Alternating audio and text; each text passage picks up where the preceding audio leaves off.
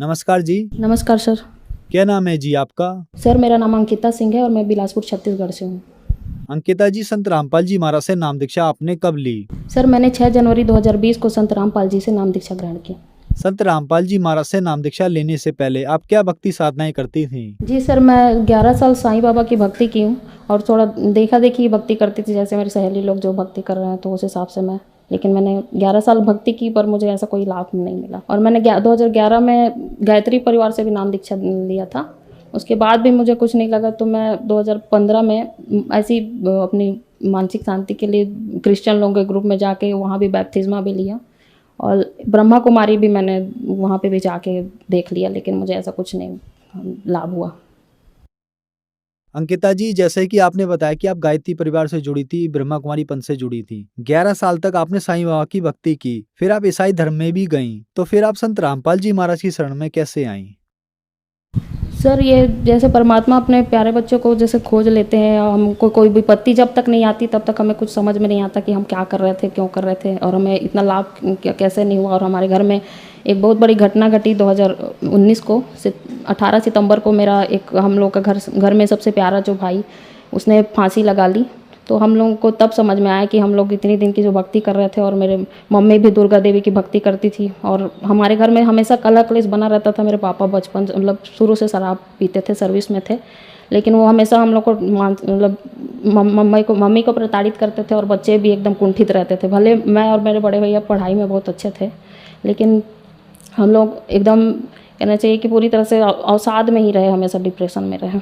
हम लोग हर वो भक्ति करते थे, जैसे हम लोग तीर्थ जाना, व्रत करना, और जितने भी जैसे ज्योतिष के चक्कर में पड़ जाते थे कि घर में ऐसा कलह क्लेश क्यों है। कोई कहता था कि आप लोगों के घर में पितृदोष है, कोई कुल देवता को बांध दिया गया है, ऐसा बोलते थे। तो मेरे दादाजी और मेरे पापा जाके बोध गया में जाके उन लोग जितनी जैसे पितरों की जो भी पूजा करवा के आते हैं ताकि घर में शांति हो जाए, क्योंकि हमारे घर में अकाल मृत्यु का बहुत ज़्यादा वो था। मेरे दादाजी भी जल्दी मृत्यु को प्राप्त हुए, उसके बाद मेरी बुआ चाचा सब खत्म होते गए।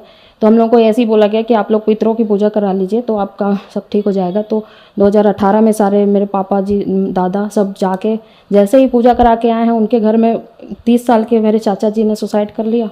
उसके आगे फिर अगले साल मेरे भाई ने सितंबर में पितृपक्ष में ही सुसाइड कर लिया। तब हम लोग को लगा कि ये सब पूजा पाठ व्यर्थ है। उसके लिए भी मैं कुछ पूजा कराने वाली थी कि उसकी आत्मा को कल्याण हो, कि उसका नारायण बलि पूजा कराना है, पंडितों ने जैसा कहा वो उसके लिए परेशान रहते थे। तो मैं एकदम परेशानी में जैसे एक दिन यूट्यूब खोली और मुझे परमात्मा की प्रेरणा से ही यूट्यूब में एक बच्चा जो सतलोक गया है, तो मैं सतलोक क्या होता है करके जानने की इच्छा में बहुत सारे सतलोक आश्रम के वीडियो देखने लगी और मुझे इतना ज़्यादा प्रभाव पड़ा कि मैं उसको तुरंत बुक ऑर्डर किया मैंने, जीने की राह ज्ञान गंगा, और उसके बाद मैंने 6 दिन में 6 जनवरी को नाम दीक्षा ग्रहण कर ली संत रामपाल जी से। अंकिता जी, संत रामपाल जी महाराज से नाम दीक्षा लेने के बाद आपको क्या लाभ मिले? सर मुझे इतना ज़्यादा लाभ हुआ इतने 1.5 साल में कि मैं बता नहीं सकती। मैं 2006 से एक सरकारी शिक्षिका थी जब मैंने 12वीं पास किया था। उस समय से वो नौकरी मेरे हाथ में थी, लेकिन मेरी मम्मी को थोड़ा मुझे डॉक्टर बनाने का वो था, तो मैंने डेंटल की पढ़ाई की। उस वजह से 5 साल मैंने जो अब्सेंट कर ली, उसके कारण मुझे सस्पेंड कर दिया गया। जो मुझे अभी 2016 में सस्पेंशन हुआ, जो मुझे 5 साल तक इतने भटकने के बाद शिक्षा मंत्री सांसद सबसे मिल ली मैं। मेरा कोई काम नहीं कर रहा था, मुझे पैसे भी नहीं मिलते थे और आर्थिक उसमें भी थी, और मैं इतना आर्थिक समस्या में भी थे हम लोग, जबकि मेरे मम्मी पापा जॉब में थे, पापा रिटायर हैं। मम्मी को इतनी ज़्यादा बीमारी ही रहती है, तो उनके कारण हम लोग आर्थिक समस्या में थे। मेरी इस समस्या के लिए मैंने संत रामपाल जी से प्रार्थना लगाई और उसके बाद ही 1 महीने के अंदर मुझे कोर्ट से ये इसका मैंने प्रमाण भी रखा है। कोर्ट से मुझे 28 जुलाई को ये बहाली का आदेश आ गया 1 महीने के अंदर।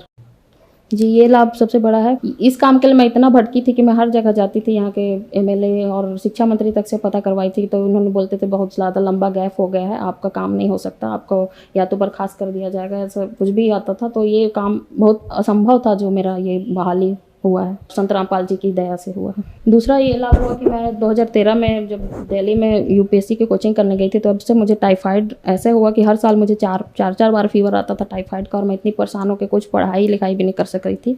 तो मुझे ये नाम दीक्षा जब मैंने 2020 में लिया, तो मुझे हफ्ते भर के अंदर इसका टाइफाइड नेगेटिव रिजल्ट आया पहली बार। तीसरा लाभ ये है कि हमारे घर में इतना कलह क्लेश उच्चाटन ऐसा रहता था कि हर कोई घर से निकलने की और आत्महत्या करने की बातें करता था। और 2010 में मैंने खुद नींद की गोली खा के अपने आप को मारने की कोशिश की थी। तो ये सारी चीज़ें घर में अब नहीं होती, कोई ऐसी बातें नहीं। मेरे पापा ने भी नाम ले लिया है संत रामपाल जी से, और मेरे एक चाचा के लड़के ने भी नाम लिया है, और अभी ऐसी कोई बात नहीं है, सब परमात्मा की दया से सब ठीक है।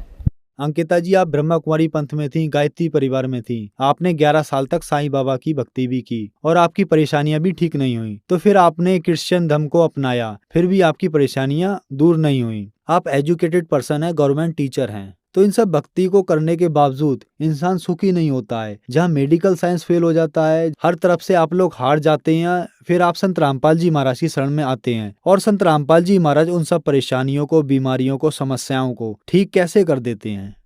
सर, हमारे संत रामपाल जी वेदों से प्रमाणित ज्ञान बताते हैं, और जो मंत्र दीक्षा मिलती है हमको, उसके असर से हमारी सारी तकलीफ़ें दूर होती हैं, चाहे बीमारी हो चाहे कुछ भी, क्योंकि वो शास्त्र अनुकूल साधना है और इसमें कोई शक की बात नहीं है कि सबको लाभ होता है। अंकिता जी, आपने यूपीएससी की तैयारी की है और आपने डॉक्टरी की भी पढ़ाई की है और आज आप एक गवर्नमेंट टीचर हैं। संत रामपाल जी महाराज के बारे में कहा जाता है कि उनसे श्रद्धालु अंधश्रद्धा के तहत जुड़ते हैं। क्या आप भी संत रामपाल जी महाराज से अंधश्रद्धा के तहत जुड़ी थी? जी नहीं सर, मैं उनके सारे मतलब जब बुक को मैंने पढ़ा तो तब हमको ज्ञान हुआ कि हम कहाँ पे गलती कर रहे थे, क्या भक्ति कर रहे थे जो शास्त्र के अनुकूल नहीं है, जिसके कारण हमें हानियाँ ही हानियाँ होती गई, और हम लोग तंत्र मंत्र के उसमें भी पड़ गए, हम लोगों को कोई लाभ हुआ ही नहीं। संत रामपाल जी महाराज से नाम दीक्षा कैसे ली जा सकती है?